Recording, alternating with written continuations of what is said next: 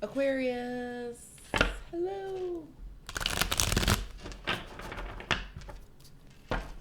Happy Yuletide greetings and a very Merry Christmas to you. I am not home, so the digs have changed a little bit, but the description box has not. So if you're interested in the card placements or the significance of the spread, I have that listed in the description box. It's less than a paragraph. Aquarius. I normally don't mention the astrological significance of a card unless that person shows up in their own spread. And here you are. This is the star card. This is the card of Aquarius. And it is showing up in the inverse. So it kind of feels like you are a little bit off kilter and not feeling quite yourself lately. There's some inner conflict that stands in the way of you being able to function properly. And you're constantly stuck in your head, overthinking, mulling about, trying to solve a problem that, I hate to say it, it doesn't feel like it's solvable. Okay? There's too much up in the air with this particular situation. And maybe it's just not solvable right now, within the moment. Maybe you just don't have enough information, or maybe you don't have the energy to put into it. Or you're overthinking it to the point that you have made it unsolvable. And that sounds like something an Aquarius might do. There's also the possibility, because it's a general read and it can go several ways, there's also the possibility that you don't necessarily have control over the situation, and that's why you can't solve the problem. It might be that you are just an influencing factor and somebody else actually has to take action. So if that's the case, then you can get this right. If that's the case, the easiest way to solve this problem for you is to recognize what you can and can't control and let those things go. It's much easier said than done, and I know that. But if you don't have control over this situation, recognizing that you don't have control over the situation is the first step to letting it go. That's why I'm pointing it out. Your journey ahead is to utilize those resources just a little bit differently. It's to take a moment and really think about going outside the box and finding a more childlike, hopeful approach rather than looking for something that's realistic and practical. Try to shoot a little bit beyond that. Go for that child's bewilderment of, there's a better way of doing this. There's a crazier way of doing this. There's a more creative way of doing this. And again, Aquarians are very, very good at that.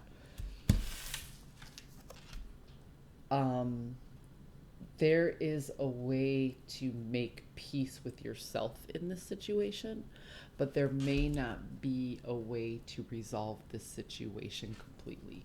Let's see. It's hard with a general read, but let's see if I can specify this problem a little bit more. Or at least just come up with a little bit of guidance, if you will.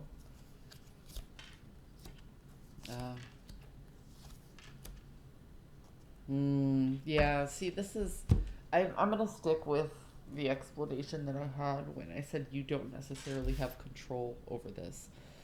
Either this loosely involves you or doesn't involve you at all, and you are trying to maintain control over something that you do not have control over.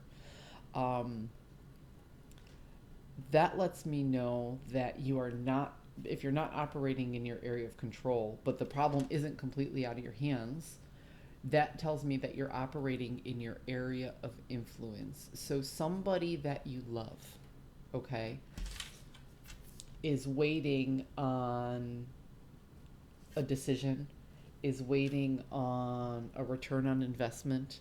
Somebody who is very near and dear to you has this dilemma, and they're waiting and waiting and waiting, and they aren't necessarily taking action to get things moving forward. And you're having a very hard time letting go of the action that they're not taking, which is why I say you're only acting in your area of influence. You do not have control because the action needs to be taken by the other person. However, you have this bad habit of always wanting control when it comes into regards of this person. Not because you're manipulative, not because anything like that. It's out of love.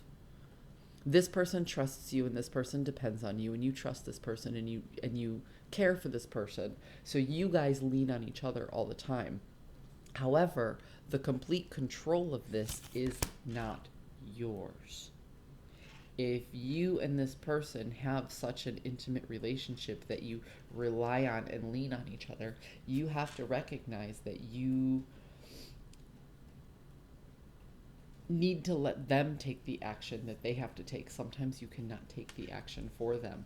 Or if this is vice versa, they cannot necessarily take the action for you sometimes. Yeah, see, in order to bring something into fruition, it has to be the one entity in this particular situation that does so.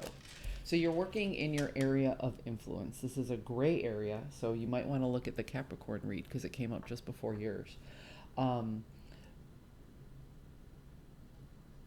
All you can do is give this person support and advice. Get out of your head. If they choose not to take action, they chose not to take action, and the consequences are their own. Yes, you might have stake in the game, and it might affect you to a point. But I hate to say it, although this is an issue with somebody that you love, it is not your problem. And I applaud you for still trying to come up with the solution. But the action that has to happen is on the other person. And they have to know and recognize that.